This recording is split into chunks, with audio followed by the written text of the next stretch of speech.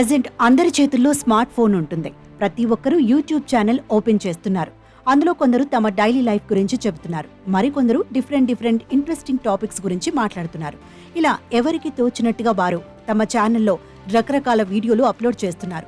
ఈ క్రమంలోనే చాలా మంది యూట్యూబ్ రూల్స్ అతిక్రమిస్తున్నారు. ఇలా రూల్స్ ను అతిక్రమించిన యూట్యూబ్ ఛానల్స్ ను యూట్యూబ్ రిమూవ్ చేస్తోంది.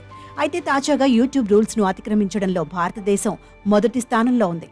ఈ విషయం గూగుల్ ట్రాన్స్పరెన్సీ రిపోర్ట్లో వెల్లడైంది. ఇప్పుడు ఇదే విషయం అందరినీ ఆశ్చర్యానికి గురిచేస్తోంది. యూట్యూబ్ విధించిన కమ్యూనిటీ రూల్స్ ను ఎవరు పాటించకపోయినా వారిపై యూట్యూబ్ చర్యలు తీసుకుంటుంది. ఈ రకంగా భారతదేశంలో యూట్యూబ్ కమ్యూనిటీ రూల్స్ ను అతిక్రమించిన వారు దాదాపు లక్షల్లో ఉన్నారు. 2023 అక్టోబర్ నుంచి 2024 డిసెంబర్ మధ్యలో 22 లక్షలకు పైగా వీడియోలను యూట్యూబ్ తొలగించింది. అయితే ఇలా తొలగించిన వీడియోల్లో భారత్ టాప్ ప్లేస్ లో ఉంది. గూగుల్ ట్రాన్స్పరెన్సీ నివేదిక ప్రకారం 12 లక్షలకు పైగా వీడియోల తొలగింపుతో సింగపూర్ రెండో స్థానంలో ఉంది.